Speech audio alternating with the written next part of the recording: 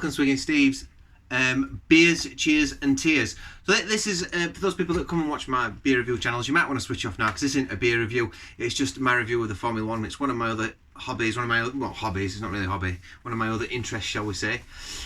So yeah, this is basically, I'll give a little review, a little bit of a roundup on Formula 1. I follow a lot of YouTube channels. I'm going to give a bit of a shout out to Late Breaking.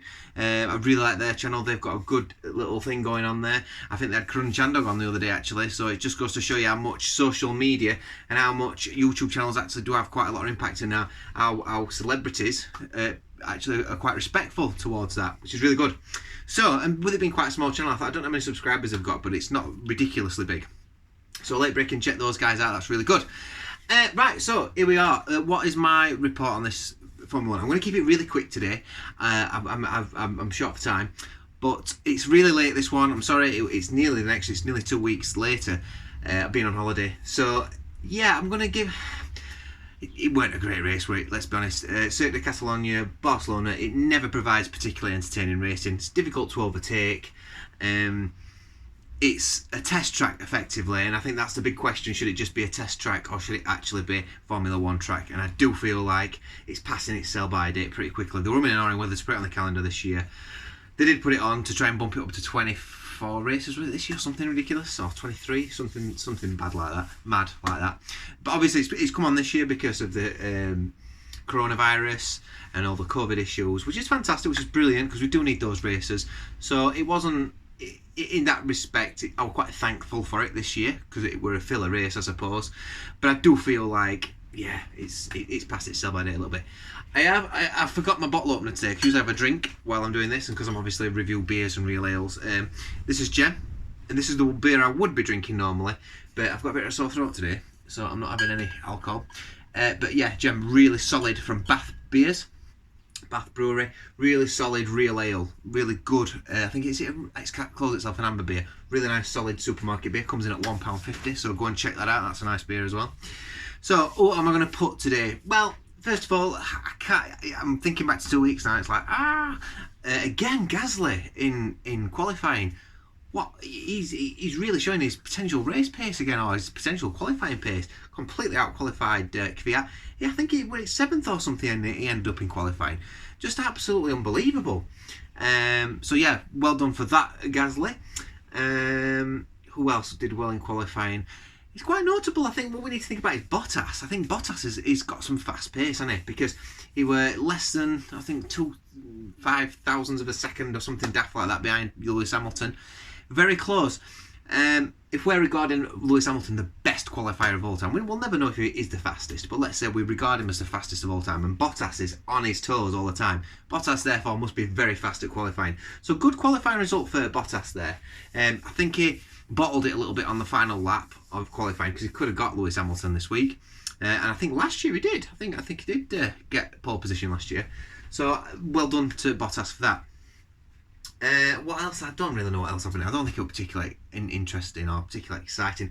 It were almost like the Noah's Ark effect. I think it were almost like you got your Mercedes, then you got one Red Bull, then you got, after that it were pink cars, Force India, but not Racing Point, sorry.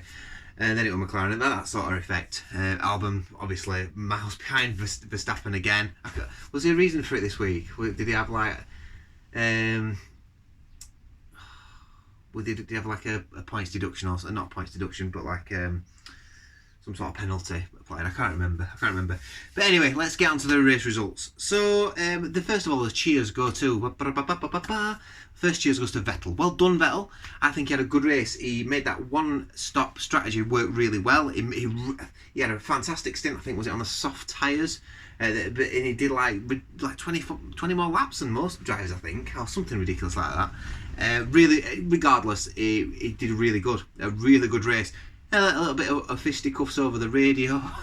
They're still keeping him. They've not got rid of him yet, Ferrari. So I must admit, I'm glad he did all right this weekend, because he has grown on me, Vettel. When he was winning everything, obviously you get fed up with drivers that win everything all the time, like any sports personality. But he's a bit more humbled, I suppose, now, and yeah, he has really grown on me quite a lot. I do like Vettel. He's probably one of the drivers that if I were to sit and have a drink, I'd probably have some decent conversation with Vettel Whereas some of the other drivers, I don't know if I wouldn't have had anything to talk about. I think he's a Beatles fan, isn't he, Vettel? So yeah. Anyway, the next one. The next cheers goes to Perez. Again, he did the one-stop strategy, I think, didn't he? And he should have come fourth in that race, but because of some ridiculous penalty, we were driving through on the flags. On the when there were yellow flags out or something, weren't they? On the first, there was an incident, weren't they, on track, and I think it looked very marginal, shall we say, very marginal. So I think the decision was a bit unfair on Perez. So for me, I think Perez had a really good race, and he's come back from having 2 weeks out. So the pressure was on him a little bit, and I think he had a really good solid race and showed people up there like he is the king of making tyres last, isn't he, Perez? Let's not forget when he nearly won in... Was it Barcelona when he nearly won? No, when it was a Red, or was it... it weren't Barcelona, it might have been Malaysia or somewhere like that. I can't quite remember. When he nearly won for Sauber.